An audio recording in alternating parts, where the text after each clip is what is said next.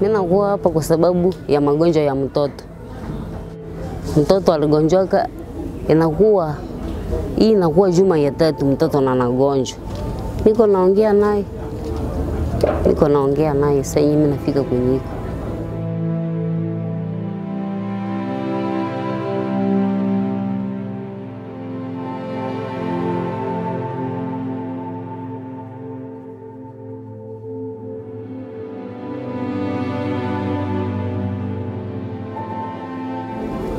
saa yangu ikifika na imefika tu unalala Yesu.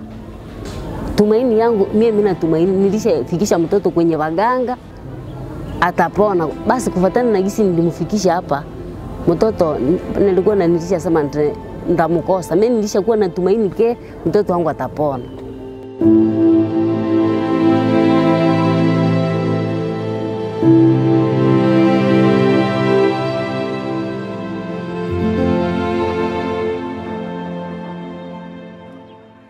Quand le résultat du patient est confirmé à maladie à virus Ebola, nous allons directement mettre en marche toute le procédure de réception du patient confirmé, où nous allons déjà arranger le kit qui serait destiné aux patients qui arrivent pour qu'il soit réellement pris en charge par les médicaux. Ce kit nous a permis cette communication facile et cette transparence que nous pouvons voir de l'extérieur le malade et que nous pouvons communiquer avec le patient.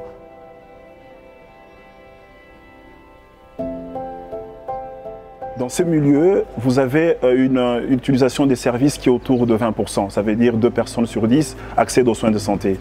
Et pour pouvoir justement augmenter la sensibilité ou la détection d'une telle maladie, Ebola, il fallait justement faire en sorte que les malades arrivent au sein des structures de santé. Et une des barrières identifiées, c'était vraiment la barrière financière. Et la Banque mondiale, à travers le mécanisme financier qui existe, a apporté des subventions pour que justement les soins soient gratuits.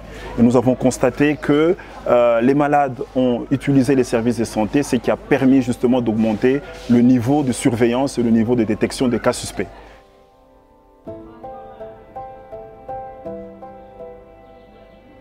C'est une épidémie qui est arrivée dans un coin difficile.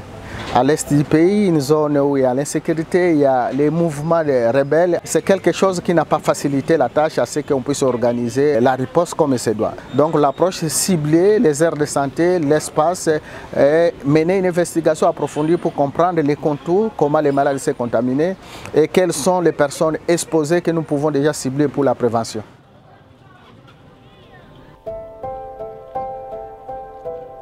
Les relais communautaires sont ceux qui sont en contact avec la population. Chaque fois qu'il y a une communication à faire ou bien quelque chose à expliquer, nous mettons au devant les relais communautaires après les avoir formés bien sûr. Et aussi quand il y a des messages que la communauté veut transmettre à ceux qui répondent à cette épidémie, ça passe par les relais communautaires. Chaque fois qu'on a un cas confirmé, on commence par lister ceux qui sont en contact de ces cas et ceux qui sont en contact de ces contacts. Et toutes ces personnes seront vaccinées et suivies durant toute une période qui permet de voir si le vaccin peut être considéré comme efficace.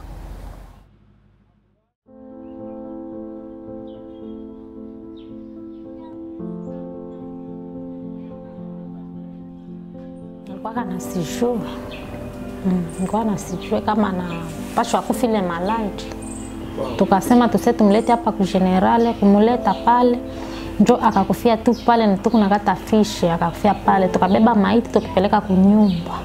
Njo na mie nikaambukiziwa juu ya mtoto, njo nikakia patikana hapa.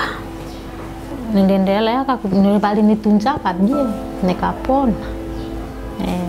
Sasa niliponaka njo na mie pakaniita baseme nilikuwa nakia shinda huku kuchunga watoto wenye mamabo nabo anagonjwa.